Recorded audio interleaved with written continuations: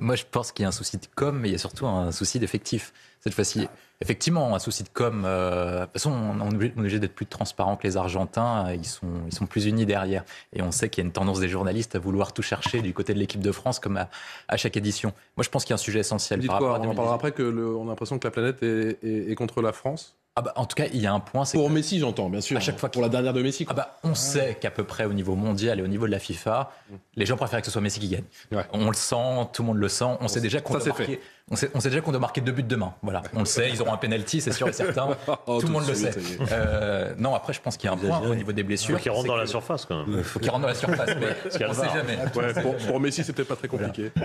Après, il y a un point, c'est que par rapport à 2018, cette fois-ci, on n'a pas 2 équipes complètes. En 2018, il y avait Mbappé et certains joueurs qui étaient indispensables. Mais cette fois-ci, on a à peu près un groupe de 14-15 joueurs et on n'a pas la profondeur de banc de touche pour pouvoir remplacer chacun des joueurs. On a une doublette avec Konaté et Upamecano qui peuvent remplacer l'un et l'autre. Peut-être Fofana qui remplace un peu moins bien Rabiot déjà et Coman qui peut remplacer un peu moins bien Dembélé. Et sur les autres postes, c'est à peu près la cata, c'est-à-dire qu'on n'a pas de doublette pour pouvoir remplacer les joueurs. Et c'est là où il y a une véritable difficulté, c'est-à-dire que s'il nous manque un joueur, soit à l'arrière gauche comme Hernandez, un truc comme ça, ou Giroud, ça va être très compliqué demain.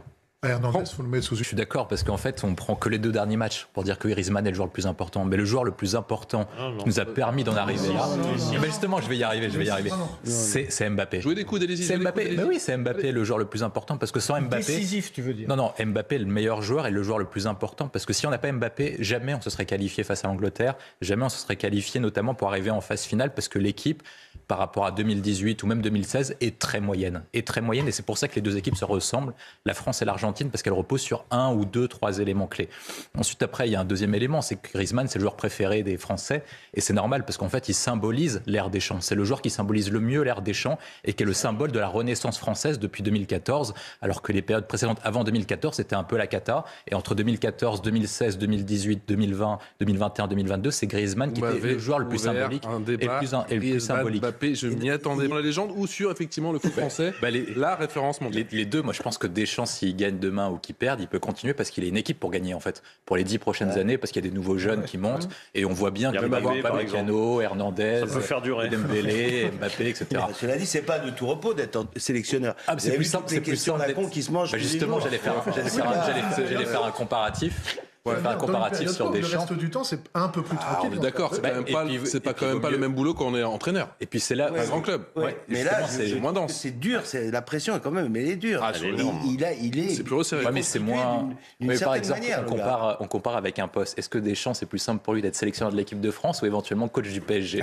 Je pense qu'il préfère être sélectionneur de l'équipe de France. Et c'est là le grand point fort de Deschamps. Moi, je vis les matchs du PSG chaque année en février, ça s'arrête. Et à chaque fois, c'est toujours pareil. C'est-à-dire qu'on gagne le premier. La saison s'arrête en février. Voilà. Et à chaque fois, c'est toujours à peu près le même truc.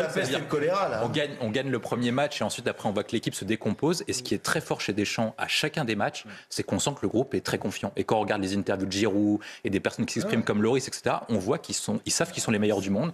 On sent qu'à chaque fois qu'ils s'expriment sur un terrain, qu'ils s'expriment en après-match, on sent que c'est la meilleure équipe du monde. Et alors qu'intrinsèquement, leurs qualités ne sont pas forcément les meilleures du monde. Mais pourtant, l'équipe arrive tellement collectivement, avec tellement de force et avec tellement de certitude, qu'en fait, on a l'impression qu'ils sont capables de battre n'importe qui. Et c'est là où Deschamps est très très fort. Et il y a un autre point que moi je trouve particulier chez Deschamps, c'est la capacité à imposer à des joueurs très particuliers, avec des très forts caractères, des choses qu'ils ne sont pas capables de faire. Je pense à Pogba, notamment en 2018, qui disait après j'ai passé mon mondial à défendre alors que je déteste ça, à des joueurs qui sont capables de faire des replis défensifs alors qu'ils n'en font jamais en club. Je suis là pour en assister pour certains. Non, mais c'était plus compliqué à l'Euro. Je ne vois pas du tout non plus. À l'Euro, il a une... William Tay, le foot est-il plus fort que tout? Le foot est plus fort que tout, surtout quand on gagne. C'est plus simple. Non, je pense que... Plus fort que les polémiques au Qatar. Moi, je suis un peu rancunier à leur égard. Je considère qu'ils nous ont pourri le début du mondial. À l'égard de qui? À l'égard de tous les téléspectateurs et tous les fans du foot, en fait. C'est-à-dire qu'en fait, plutôt que se projeter sur l'équipe de France, on a davantage parlé des polémiques sur le Qatar que sur l'équipe de France et sur une potentielle 3e titre d'affilée. Et en fait, ces personnes-là, moi, je pense que je les mets dans la case spécifique, c'est-à-dire qu'ils sont fans de l'équipe de France quand elle gagne, à partir des demi-finales ou de la finale uniquement.